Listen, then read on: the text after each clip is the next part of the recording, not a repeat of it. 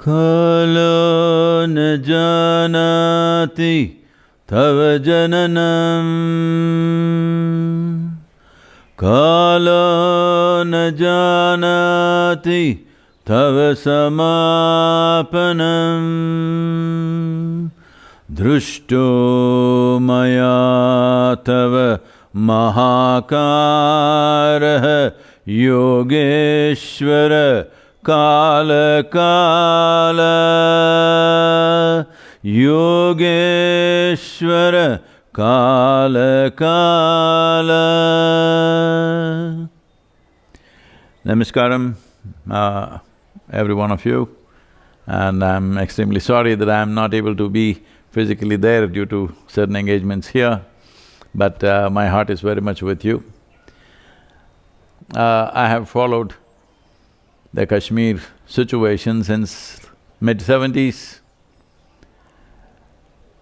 Well, it's one atrocity after another, and I have also reasonably acquainted myself with the last 600 to 700 years of history, both the glorious aspects of it and the atrocious things that have happened. The genocide and pogroms are not just 3 decades old, been happening for 6 centuries. The demographic shift did not happen overnight. When that was happening, what should have been done, for whatever reasons, could not be done. I'm not here to blame anyone, nor am I here to say anything insensitive to those of you who already have been peeled of your skin, that anything can hurt you. You're in that condition, I understand. My words are absolutely inadequate for the empathy that I feel. This was not just done, that is, the necessary things to shore up a society and to protect things that are valuable to us. The people, the rulers, those who were invested in knowledge and the sacred institutions could not act. The world is still in a state that no one can protect and nurture anything that is of value just with scholars, sans soldiers. This is a mistake that's happened right across Hindustan, and the brunt of it has been taken by the Kashmiri people, but it's happened all across this land. When you have something of value in your home, you need a lock, you need a guard dog, and maybe you need a gun. This is an aspect that we as Hindustan neglected. With the comfort of geographical protection of the mountains around us, we lived thinking nobody will ever come and touch us.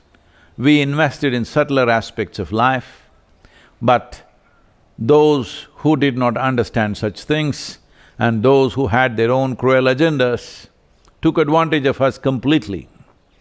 I'm saying in many ways, not to insult you please, this is a case of like spilt milk. Strengthening the spiritual backbone of Bharat, which is beyond religious divide and of deep humanism, which is what this culture is about, and doing whatever else that can be done economically and in terms of restoring some parts of geography at least, without putting too many people back to risk once again, is an onerous task. Some efforts are going on. I can understand Dr. Surinder saying what he said, because what efforts are going on is not important, what results have happened is important. Results are not much. Though 370, repealing of 370 was a big step, still to manifest it on the ground, to make it socially safe for ordinary people to be on the street, has not happened yet. Well, the government is trying to encourage people to take jobs. even the labor who is going from various different states to work there, their lives are not safe.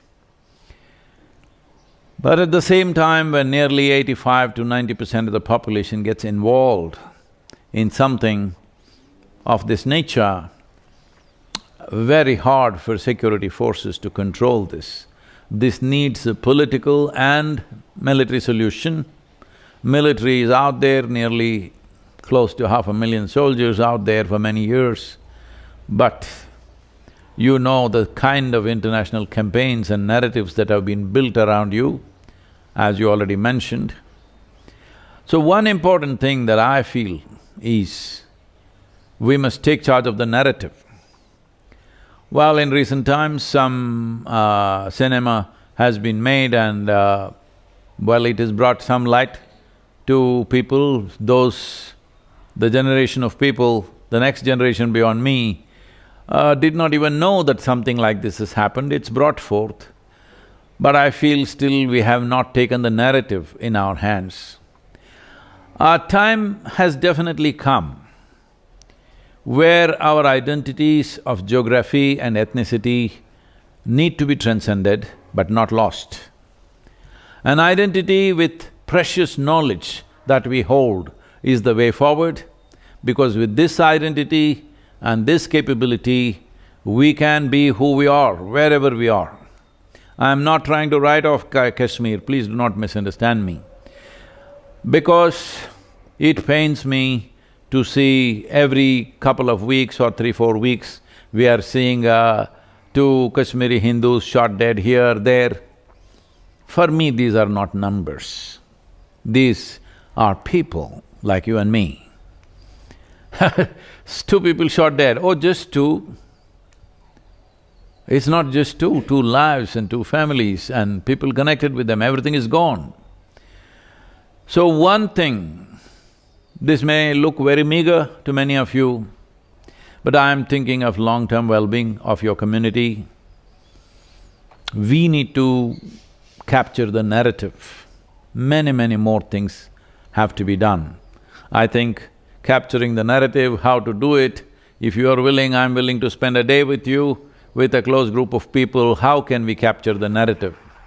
I'm saying all across country, you can demand with the central government, as a tragedy that has unfolded in Kashmir, the injustice that has been done to the people, at least to acknowledge that. There must be in every city, at least every major city across the country, there must be a street named after Kashmir, a circle or a square named after Kashmir, or there must be a Kashyapa mountain or a peak.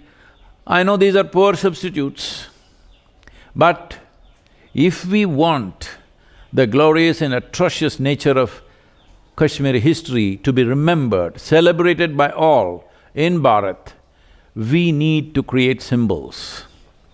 Because going back and taking that land straight away, let us be practical about this, because recently I was with someone from your community who holds, a very eminent person who holds a significant position. He was telling me, Sadhguru, once I retire, I'm going back to Srinagar. I said, please don't do that. Because especially someone of your stature, you should not do that, it'll be somebody's pleasure to do something terrible. So we must understand that the essence of all this is, there is religious bigotry, and bigotry is written into the scriptures, and if we do not bring that narrative everywhere, if we do not say that it is this narrative that needs to change, just changing one situation, trying to fix one situation is not going to work, because we must understand from Azerbaijan to right up to Cambodia, there was Hindustan. Now it shrunk to this size. And now Kashmir is a problem where they're trying to shrink it further. So this shrinkage didn't happen overnight, the demographic change did not happen overnight, the shift in demographics is the technology. Because There are people who are committed for 100, 200, 500 years. They don't mind if their intentions are fulfilled after 500 years. They are willing to work for it. That commitment creates many cruel situations, but generally, our communities are committed to bringing well-being to people who are living here, not sending them to heaven. So having said that, but if we want this, can everything be corrected? No. Can we bring back the lives, precious lives we have lost? Not at all. But even to get back the geographical entity is very, very difficult. This making Kashmir into a union territory, I think it's a positive step. Fortunately, even the Supreme Court has validated that as a law. And many historical blunders we have done. This is the important thing we need to understand. At a given time, what needs to be done, if we don't do it and we try to do it tomorrow, it will be late for us. Mistakes that have been done, we cannot fix the past. But how do we ensure there is a future? We cannot go on being soaked in the pain and suffering of our parents, but to establish a secure and a culturally rich and identity, enjoying the identity of who we are, the future of our children, this is very important. Because I am not saying you can forget this, I am not saying some philosophy, don't worry, tomorrow will be okay. I am not saying those things. All I am saying is, I am not a very good I'm not good at consoling people, but I've been thinking of solutions, I've spoken to various aspects of the government regarding this. But every solution that you think of, it is being beaten down by somebody because they have the narrative in the world. I think shifting the narrative is very important. I know I already mentioned one movie was made, but an hour and a half, two, whatever the length of the movie in a theater is one thing, that's fine. But I feel you need like 10 minutes, 15 minutes, 20 minutes, like ad films, taking the sufferings of individual families and highlighting it and melt people's hearts across the world. This is very important. We have come to a place in technology and reach where we don't need a theater to spread the message. Just about in everybody's phone, everybody's computer, it can be there. I think focusing on shifting the narrative is very important if we want any solutions. I understand you mentioned a timeline, all of us who have seen this suffering, who are witnesses to this, in another 20, 25 years we may not be there. I deeply feel for this, but changing the narrative and making Kashmir visible all over the country, at least in India. Everybody who lives in India must know that this has happened to our people. Without this, if it doesn't live in the minds and hearts of people, well, so many things have happened. Absolutely terrible things have happened in this country. It's all gone. It's simply gone, as if it did not happen. The millions who died of famines which were engineered, the millions who were slaughtered, millions who were poisoned, so many things have happened, and thousands of temples which were demolished, all this forgotten, all right? Because somebody has stolen the narrative. This is a time where we must get the narrative back to truth, we must get the narrative back to some sense of historical justice. We clearly understand we cannot get back everything, we cannot build back everything, we cannot be carrying grudge against people for what their forefathers did, but the narrative must be captured. Without the narrative, we will be a rootless and prideless community, which we must change. So about Kashmiris going back to their land, I know that's the dream. But every few weeks, I'm seeing 2 dead, 5 dead. We don't want to see that.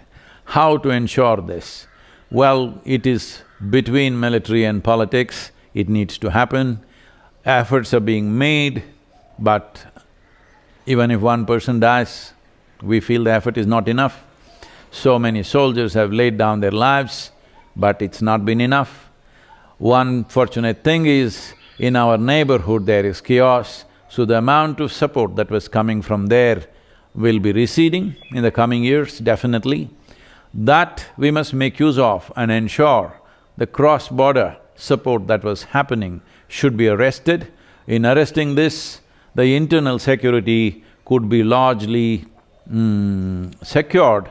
To what extent, we must see, because when ordinary people who just regularly walk on the street, who go to the vegetable shop, who sit in tea shops, they have a gun at home and they once in a way,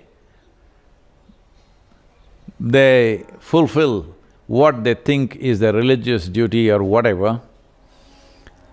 It's very hard for any agency to catch all of them. Across the world, such movements have happened and they have gone on for decades and centuries, because this is a lesson the government of India and every state government in the country, and above all the people of India, of this great nation Bharat, all of us must learn this, that if we do not attend to a problem in time, tomorrow could be too late. This is the condition where we are in. I know I have not provided any consolation, I am not using sympathetic words, but I'm telling you, my heart reverberates with empathy for every one of you. Your suffering is unparalleled in many ways in this country, but similar things have happened everywhere. At least you are at least speaking, others are not even speaking. So many things have happened. But the worst thing about you is it happened now, nearly in 21st century. And if you allow it, it'll happen right now in 21st century. So, this is the terrible thing. In independent India, this happened.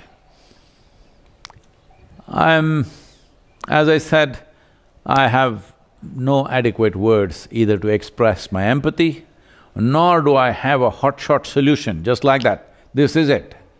I don't have either. I only have profound empathy for every one of you. If you have any questions, please.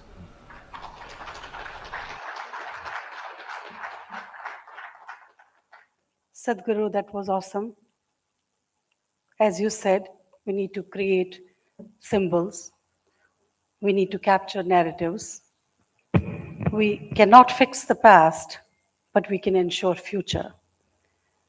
And you also said that you are going to be available for us to guide us through all this. And we feel blessed to hear it from you. We don't need sympathy, Sadhguru. We need empathy. We need addressal. We are beyond sympathy now. We are doing well, but there are so many of us who are still living in camps, not doing too well, out there on streets, fighting for their right to live. Sadhguru, thank you so much for being here with us and enlightening us with your wisdom. If I can say one word, ma'am? Questions from the audience. If I can say one thing, I am very conscious about the situation in the camps. I hope Rahul Pandita is there among you, and I have read his writings and stuff. I have spoken to many people, but nothing has happened. But I'm saying, the camp situation, well, the nature of governments, you know how it is. Even if they have the intentions, they have a machinery which rolls extremely slow, not at a pace that will matter for human well-being. Generally, it rolls too slow.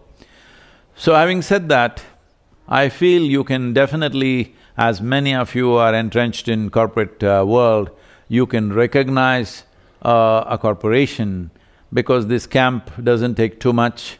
If somebody invests a few crores per year, it could be revived and made into a more decent and human habitation could happen in a better way, and also employment and stuff can be created. If you identify a corporation, I can also speak to some people as a part of their CSR or something, they can take up this camp and revive this. That would be a quicker solution than constantly waiting for the governments to do it.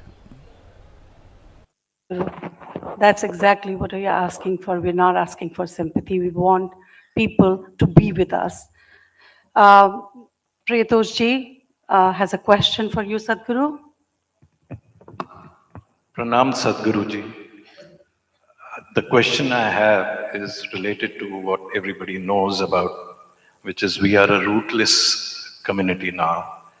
Though we've shown resilience over these years, we are doing well, most of us are doing well, but there is a deep-seated despair which continues.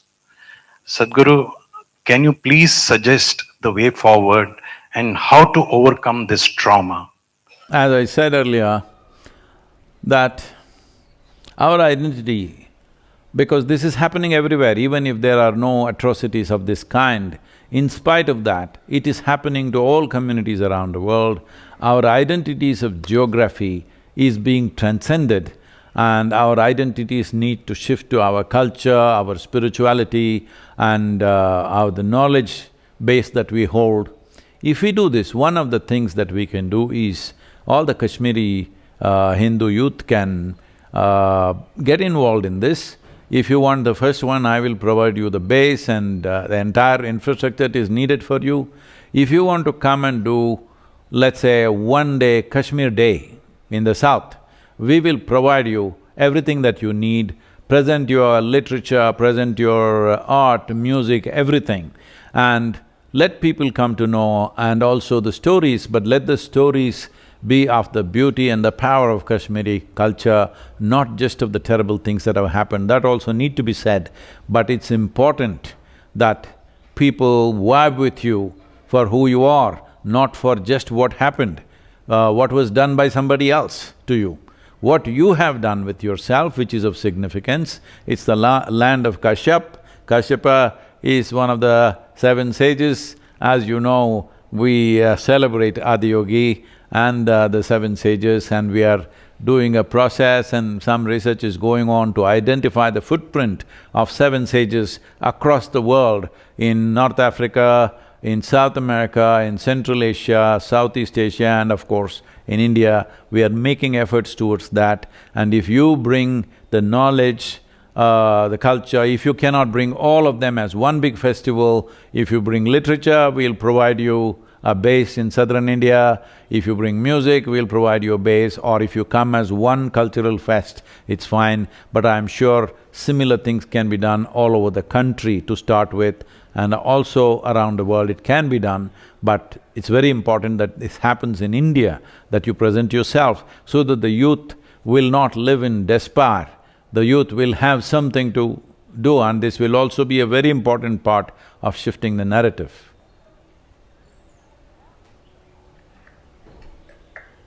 Thank you so much, Sadhguru.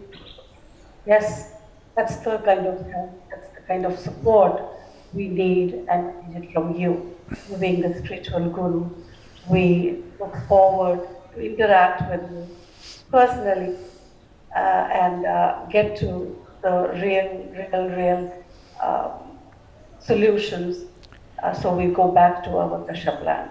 Thank you so much, Sadhguru. As a part of this, as I said, in a time-bound way, if you approach this both in terms of providing a platform in major cities in southern India, we can easily gather 5 to 10,000 people minimum for you, so that Kashmir and the message of Kashmir and the glorious nature of Kashmir, and above all, the spiritual knowledge that was held and invested in the people of Kashmir, because the future of this world, what I say right now may not make sense to a lot of people because of the suffering and the kind of power that they are exhibiting right now. But this is something that I have noticed talking to the youth of the world, across the world, in the major universities, in Europe, America and various other countries. What I see is, in another 30 to 40 years' time, the dogmatic religions will recede significantly, because anything that doesn't make logical sense in people's heads will slowly recede. Already it's beginning to happen. In Europe, in the Western Europe, nearly 42% of the people say they have no religion. In UK, about 36% of the people are writing in their forms that they have no religion. 32 to 33% of the people in United States are saying no religion. This is simply because selling tickets to heaven and managing people, those times are over. Unless it makes logical sense, people are not going to ascribe to anything. This number will increase to 70 to 80% in 25 to 30 years. We can hasten it, we can make sure that happens in next 10-15 years' time. Essentially, the entire work that I'm doing is about moving people from religion to responsibility. Spiritual process, which is the basis of who we are, which maybe over a period of time is being presented as a religion, but essentially this is a spiritual process for the inner well-being of the human being, where this is about human liberation. This is not about somebody sitting up there and you're going to go to them. This is about human liberation, this is about a human being earning the grace to function like the divine. This is about becoming the divine, not going to heaven. This aspect of attaining liberation to become free from what we are entangled with will become the most important aspect, and this will rise in the next 10 to 15 to 20 years' time. The sooner we do it, the better it is. In that context, you identifying with your knowledge, you identifying with your spirituality, in many ways is the ammunition for the future. Not that we are going to fire at somebody, but our way of doing things is to embrace the world, not to destroy the world. Our way of including people, our way of life is inclusion, not conquest. So, identifying yourself with the spiritual nature of Kashmir, the land of Saraswati and Sharada, it is important. That is what should be the basic identity. I'm saying this with utmost pain, not the mountains and valleys, the knowledge that you carry, because that is the future. Thank you very much.